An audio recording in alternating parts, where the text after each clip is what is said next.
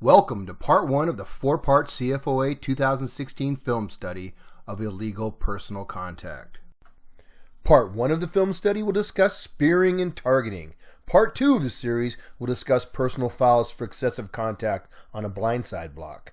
Part 3 will discuss personal fouls for excessive contact on a defenseless receiver, and Part 4 will cover flagrant fouls. I'm your host, Mark Andrews, from the Orange County Football Officials Association. All opinions and guidance expressed in this video have been sanctioned by the California Football Officials Association's Instructional Chairman, Bobby Kennedy, and Steve Coover, Instructional Chair of the San Diego County Football Officials Association and the CIF Football Rules Interpreter, and of course Chad Wilson, Instructional Chairman for OCFOA. Our first topic is spearing. The prohibition against spearing has been in the rulebook for a long time. Let's take a look at that rule. The definition of spearing is found in Rule 2, Section 20, Article 1C. Spearing is an act by any player who initiates contact against an opponent at the shoulders or below with the crown or top portion of his helmet. The gray shaded text notes the revisions or additions that were made in 2015, and there have been no additional revisions for 2016. There are several illustrations of spearing in the Simplified and Illustrated book. One of the illustrations is shown here, which illustrates the crown highlighted here in red. Now that we've examined the definition of spearing, let's take a look at some examples. On this play, the linebacker, number 40, is going to spear the running back in the back. This, of course, could be reported as a dead ball personal foul, but it should be reported as spearing. Two officials throw flags on this play. This foul could be reported as a dead ball personal foul, but the officials judge that the defender also struck with the front of the crown of the helmet.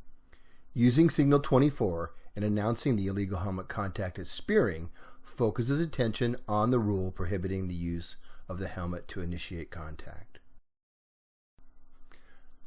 On this play, the defensive back spears the quarterback on the leg.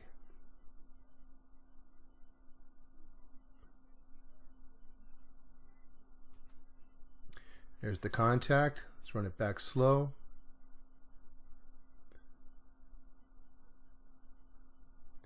You'll see the quarterback spin from the contact. Now, the prohibition against spearing is meant to protect both the player initiating the contact and the player being contacted, so it doesn't matter where the crown of the helmet strikes the opponent. Let's take a look at this from another angle. Watch B23 come in, initiate contact with the crown of his helmet against A2, and strike him below the knee with the crown.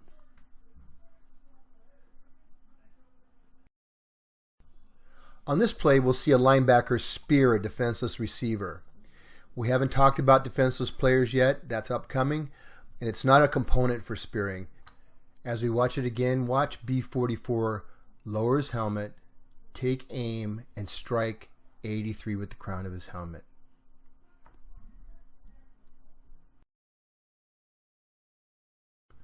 Spearing is not limited to defensive players only. This running back can easily score the touchdown and avoid spearing the defensive back standing in the end zone.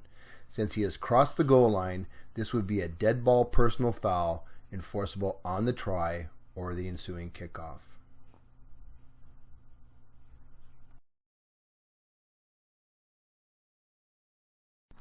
The quarterback is speared on this play. We will see the foul more clearly on the replay. And yes, the quarterback can be considered a defenseless player. We have yet to discuss the criteria for a defenseless player. That's upcoming in our discussion of excessive contact.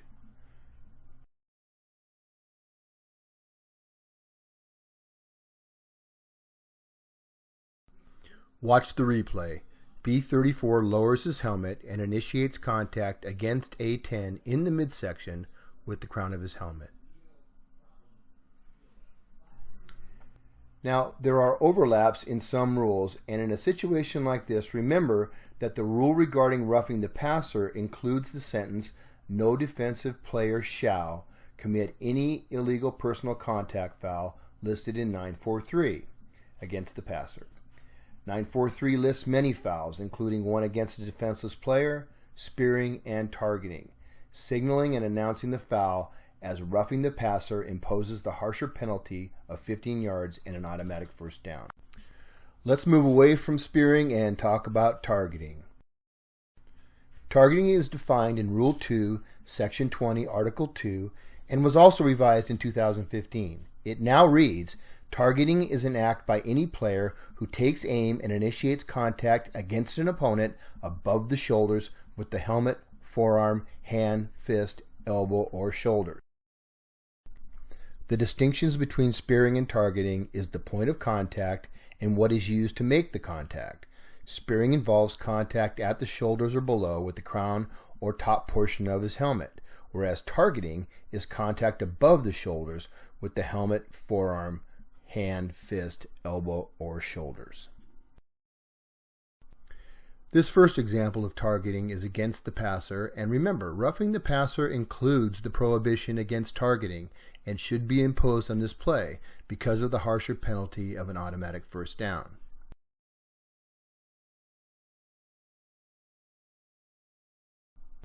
As you watch the replay, watch the actions of the defender. Watch him take aim at the quarterback, lower the crown of his helmet, and make contact above the shoulders.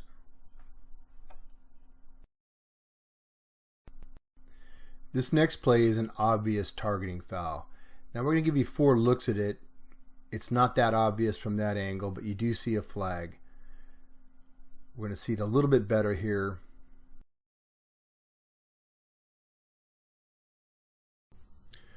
On this replay, we're going to see the foul very clearly. Notice the launch by B27.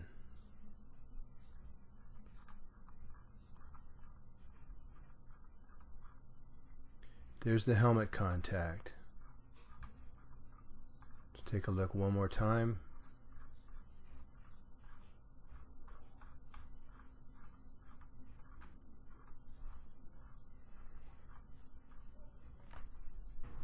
Let's take a look at it one more time without the stop action and from a different angle in real time.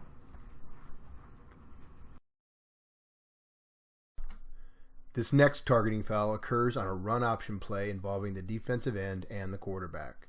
The player highlighted, B54, will target the quarterback. Let's take a look. You can see B54 take aim and lower his helmet. You can see the contact by B54 to the quarterback's helmet right there. Let's take another look at this in real time. There we see the official throwing the flag. Great call. This final example of targeting comes against a receiver and is committed by a defensive back. Keep your eye on the receiver highlighted. Going to run this in real time. The defensive back B6 is going to target A6 after a long completion. Let's go back and take a look at that in slow motion. Okay, we see the completion here, and watch B6's actions. He takes aim, he lowers the helmet, delivers a blow with the helmet and possibly the shoulder. A6 retains possession of the ball. That's impressive. Let's see it from a different angle. Again, I'm going to let it run real time, and we're going to back it up. Okay, from here we can see B6 lining A6 up, takes aim, lowers the helmet, the crown strikes the A6, shoulder also comes in contact. We see the lift by B6, it brings the helmet off. We're going to see the back judge come in, throw the flag. Great call. This last example of targeting comes on a completed pass in the end zone. Note there are no flags thrown. This is a situation where the official nearest the foul, the back judge, his concentration is on the reception. Someone else on the crew, recognizing this foul, could have thrown the flag. Now watch the player take aim. Initiates contact high with the forearm to the helmet. That's targeting.